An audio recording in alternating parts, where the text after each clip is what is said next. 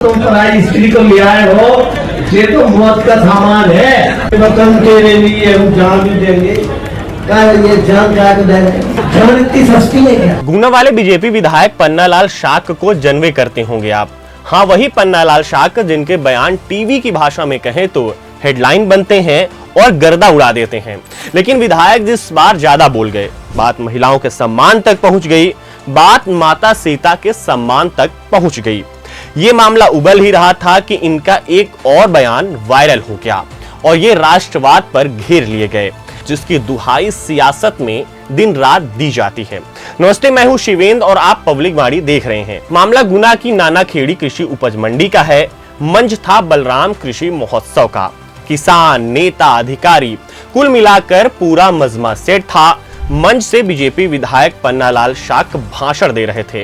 अब किसान और खेती की बात करते करते विधायक जी पहुंच गए रामायण, महाभारत और पृथ्वीराज चौहान के दौर में और यहीं से शुरू हुआ विवाद।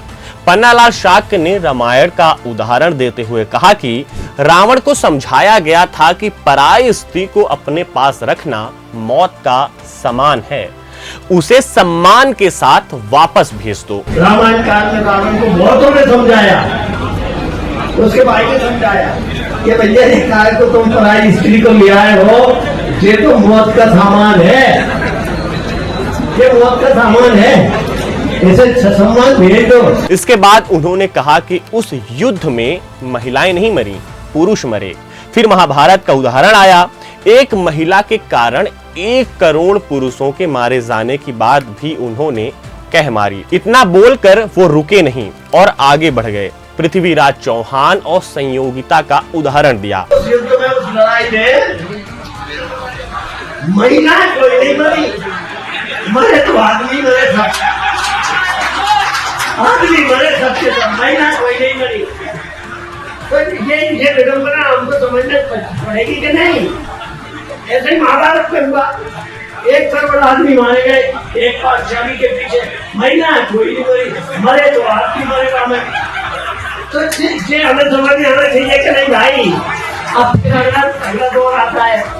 पृथ्वीराज चौहान ने बस संयोगिता के पीछे अपने खुद के 55 सामंत कन्नौज से दिल्ली तक मरवा दिए। अब सवाल ये है कि इतिहास के उदाहरण देना गलत है क्या? बिल्कुल नहीं। इतिहास पर बात होनी चाहिए, खुलकर होनी चाहिए, बहस भी होनी चाहिए।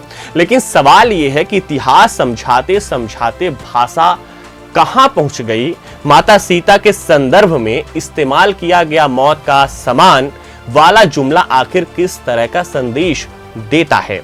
और सबसे बड़ा सवाल, अगर यही बात किसी विपक्षी नेता ने माता सीता या किसी महिला के संदर्भ में कही होती तो क्या बीजेपी इसे इतनी आसानी से जाने देती?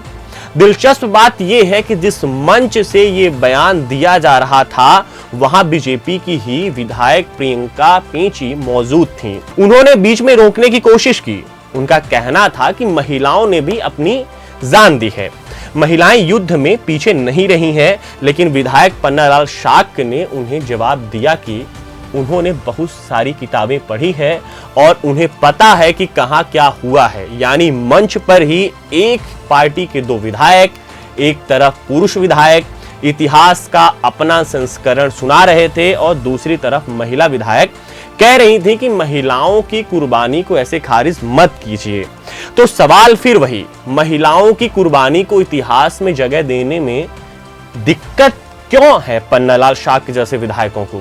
क्या युद्ध में सिर्फ पुरुष मरते थे और महिलाएं सिर्फ कहानी का हिस्सा थीं?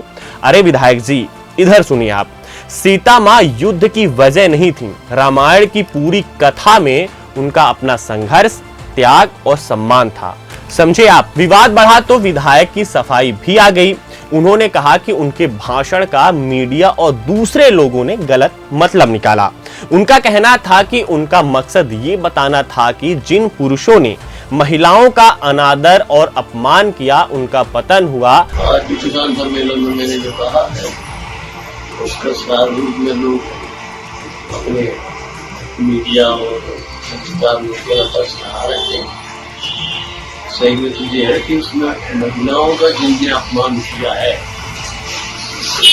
अपमान के बदले में उन लोगों की पतन हुई। अगर यही संदेश देना था तो सवाल है कि संदेश इतना उलझा हुआ क्यों था। ऐसे में अदम गोंडवी की लाइन याद आती है जिसमें उन्होंने नेताओं पर करारा कटाक्ष किया था। लाइन है, एक जनसेवक को दुनिया में अदम क्या चाहिए, 4-6 चमचे रहे, माइक रहे, माला रहे। हमने शुरुआत में ही आपको बता दिया था कि ये बड़बोलेपन वाले नेता हैं। इसी बीच विधायक जी का एक और बयान वायरल हो रहा है जिसमें वो कह रहे हैं कि ए वतन तेरे लिए हम जान भी दे देंगे। काहे को दें जान, बताओ काहे को दें। आप पहले वो बयान सुनिए, फिर आगे की बात करते हैं। वतन तेरे लिए हम जान भी देंगे। क्या ये जान का दे रहे हैं? जान इतनी सस्ती है क्या? बताओ ना, जान इतनी सस्ती है क्या? नहीं, जान नहीं देंगे। इस वतन के लिए हम जान ले लेंगे। हमारी राजनीति में राष्ट्रवाद की बातें खूब होती हैं, शहीदों की कुर्बानी की बात होती है। सवाल ये नहीं कि कोई नेता कितना बोलता है, सवाल ये है कि देश, धर्म, महिला सम्मान और शहादत जैसे संवेदनशील मुद्दों पर बोलते वक्त शब्दों की जिम्मेदारी कितनी है। राष्ट्रवाद तब साबित होता है जब हम दूसरे की कुर्बानी का सम्मान करें, लेकिन नेताजी लोग अपने बड़बोलेपन से सब मटिया मेट कर देते हैं। आज देश में महिला आरक्षण की बात हो रही है, राजनीतिक दल महिलाओं को प्रतिनिधित्व देने की बात कर रहे हैं, महिलाओं को सत्ता में बराबरी देने की बात हो रही है। और उसी दौर में अगर किसी मंच से महिलाओं के संदर्भ में ऐसी भाषा निकलती है जिस पर सवाल खड़े हों तो सवाल उठना लाजमी है, क्योंकि ये विषय सिर्फ भाषणों तक सीमित नहीं है बल्कि उसे व्यवहार में लाने की भी जरूरत है। आप इस पूरे मामले को कैसे देखते हैं, कमेंट करके जरूर बताइएगा। शुक्रिया।